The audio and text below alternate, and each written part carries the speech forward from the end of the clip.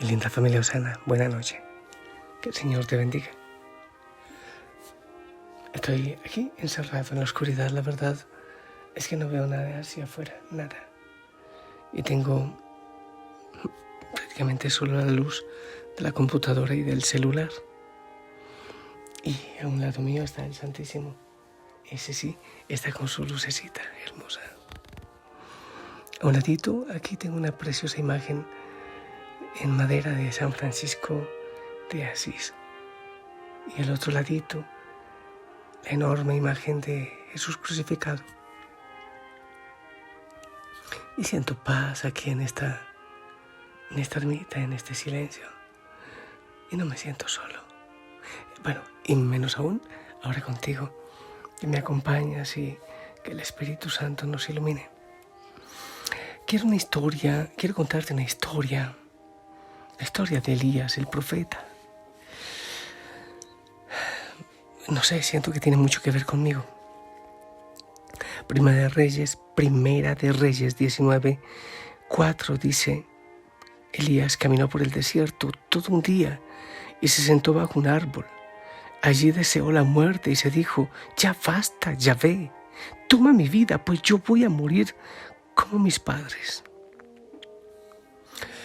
Estaba desilusionado. Este Elías era un hombre realmente de Dios. Elías significa Yahvé es mi Dios. Yahvé es mi Dios. Junto con Moisés es considerado el gran profeta, tanto que en la transfiguración, en el Tabor, Mateo 17, ahí estaba Elías, el gran profeta. Al principio, en la Biblia, en el libro de los Reyes, vemos a Elías valiente, victorioso. Es impresionante este hombre. Desafió al rey vendido, pues se vendió a los reyes tentado por Jezabel, una bruja, perdón la expresión. Hizo llover fuego del cielo, hizo detener la lluvia durante 3 años. Era tremendo. Había pasado mucho tiempo trabajando incansablemente por la obra del Señor. Eso fue más o menos en el siglo IX a.C.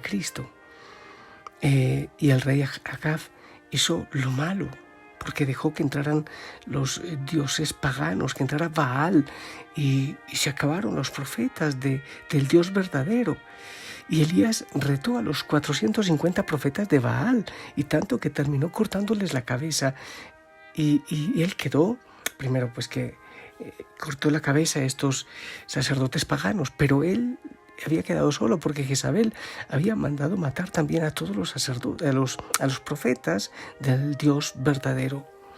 Y después Jezabel había amenazado a Elías de que lo iba a mandar a matar por todo lo que le había hecho. Y él era un hombre valiente, tremenda la valentía de Elías. Pero vemos en este pequeño versículo que he leído, Elías estaba destruido, destrozado, ya no quería vivir, le agarró el cansancio, había luchado porque el Dios verdadero fuera amado, pero su pueblo se había alejado y ya estaba hastiado. Y sin siquiera consultarle a Dios, decidió huir al desierto. En un principio Elías había ido a refugiarse allí para salvar la vida porque Jezabel le quería matar, pero luego de un día de camino se sentó bajo un árbol y clamó a Dios para que le quite la vida. Está sufriendo, está triste, está débil, tiene un padecimiento que le afecta todo, hasta su cuerpo. Está angustiado porque había luchado por Dios, pero se sentía temeroso y cansado. Aquí viene una cosa hermosa. Dios, ¿cómo actúa ante esta tristeza de Elías? Envía un ángel para que cuidara sus necesidades físicas, dejándole descansar, y le dio alimento. Solo lo despertó para que comiera. Dios sabía que su cuerpo estaba agotado y necesitaba recuperar sus energías. Y he aquí que luego un ángel lo tocó y le dijo: levántate, come. Entonces él miró y aquí a su cabecera una torta cocida sobre las brasas y una vasija de agua. Comió y bebió y se durmió nuevamente. Primera de Reyes 19, 5, 6. Luego Elías caminó por el desierto por 40 días. Parece que deambulaba sin rumbo fijo. Desde que huyó de las amenazas de Jezabel, Elías en ningún momento pidió consejo a Dios, como que se alejó de Dios, lo sintió ausente. Tampoco pidió refugio en Dios. Sin embargo, Dios es paciente con sus criaturas. Dios tiene paciencia y nos cuida. Y esa tristeza se parece mucho a las tristezas que a veces nos dan nosotros, se parece a ese deambular de Elías por el desierto, escondiéndose cuando tenemos miedo, cuando entramos en oscuridades. Luego Elías llegó al Horeb, se metió en una cueva y esa tristeza fue llevando al profeta a aislarse cada día más, buscando cobijo donde no debía. De estar caminando sin rumbo por el desierto, terminó escondiéndose en la oscuridad de una cueva. Pero Dios lo acompañó durante todo ese trayecto, no lo dejó solo y tampoco lo juzgó, tampoco le reprochó. Dios entendía la situación de su siervo y lo alentó más de una vez, a pesar de que Elías no le buscaba. Dios siempre fue cuidadoso y tierno en el trato con Elías. Con suavidad lo ayudó a que apartara su mirada de los problemas, de su miseria, y le pusiera a él, a Dios, en el primer puesto. Dios usó preguntas que Elías, así para que Elías saliera de su encierro y pudiera sincerarse, confesarle qué era lo que realmente le estaba angustiando. Es así que finalmente el profeta le responde esto, mira, este es el secreto. Primera de Reyes 19:10, sí.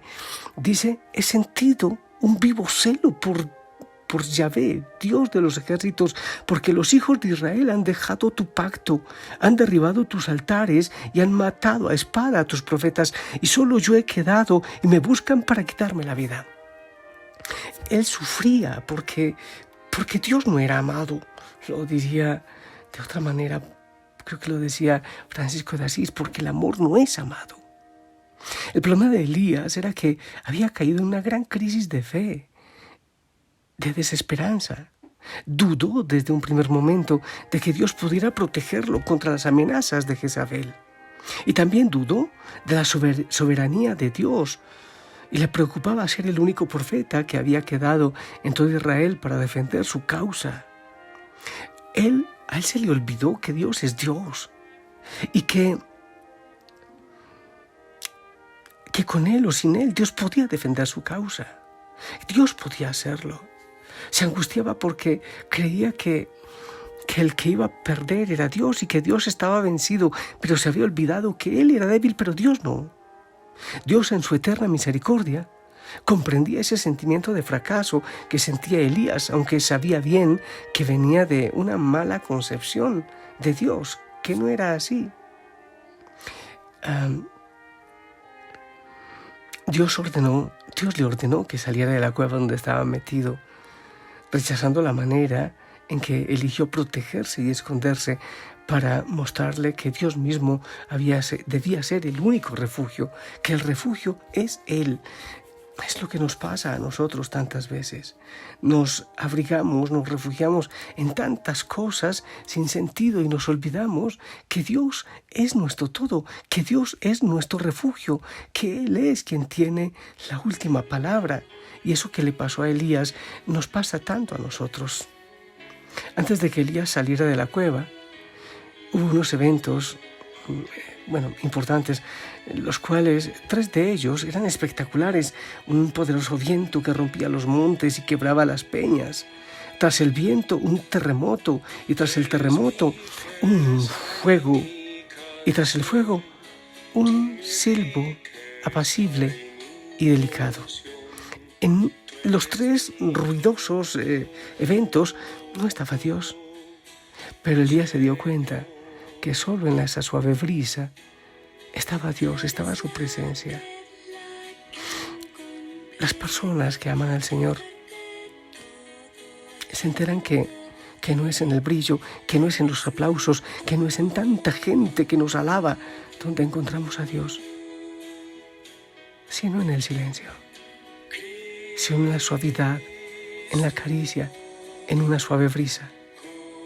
Elías tenía que aprender que Dios trabaja principalmente a través de su palabra, de su presencia, de la silenciosa Eucaristía, y que ahí debemos nosotros refugiarnos y buscar nuestro abrigo.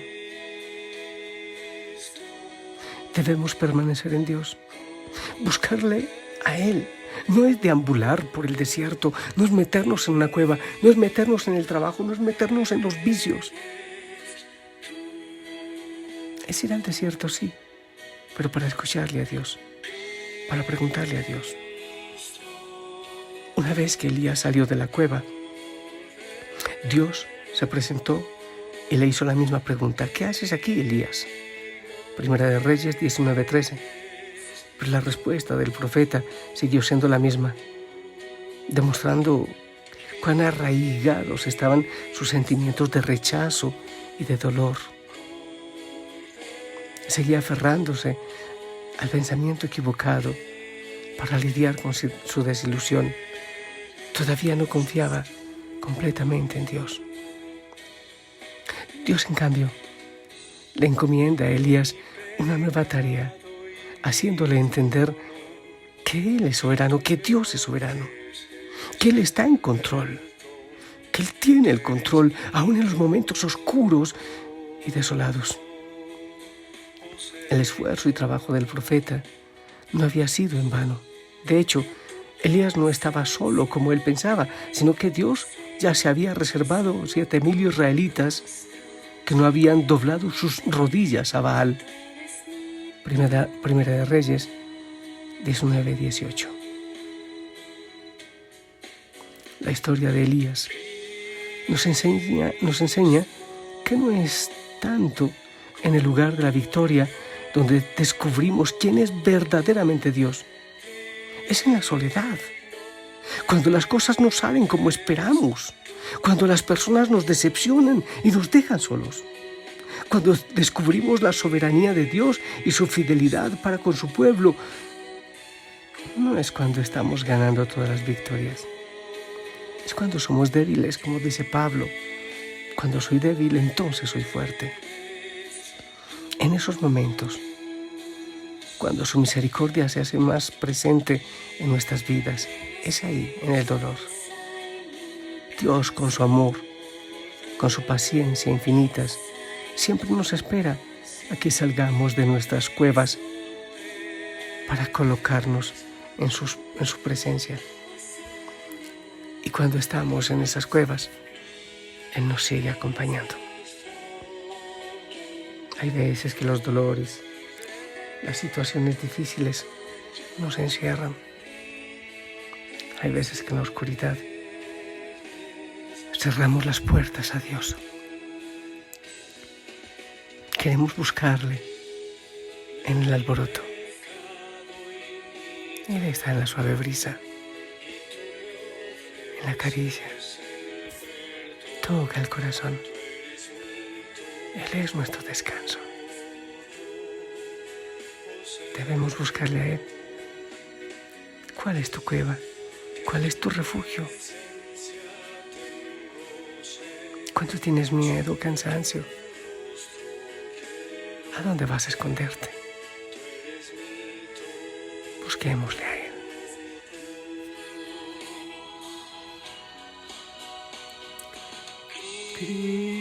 Cristo, Cordero, digno eres. No sé, tengo la inquietud si debo salir al jardín. ¿Tú qué dices? ¿Apoyas que salga o que no salga? Levanta la mano. Ganó la mayoría. Que salga. No, parece que hay nada. Penumbra, mucha oscuridad. Yo te bendigo. Ya salí. En el nombre del Padre, del Hijo y del Espíritu Santo. Esperamos tu bendición.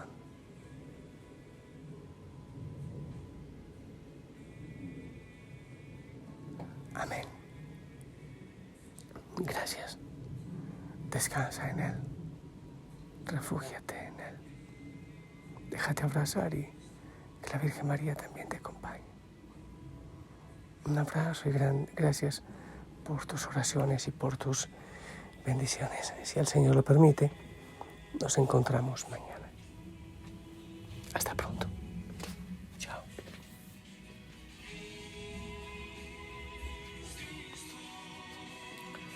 Oh, Cordero, digno eres tú.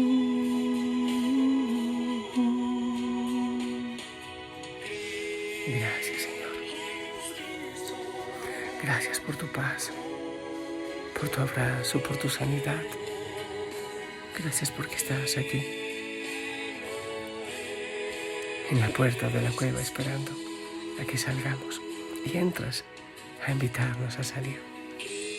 Cuidas de nosotros y nos das tu paz. Sigue sanando. Hay algunos de estos, tus hijos, tus hijas, que están en su cueva. Bendice, Señor, bendice. Levanta, calma, sana, consuela. Gracias, Señor, por tu consuelo.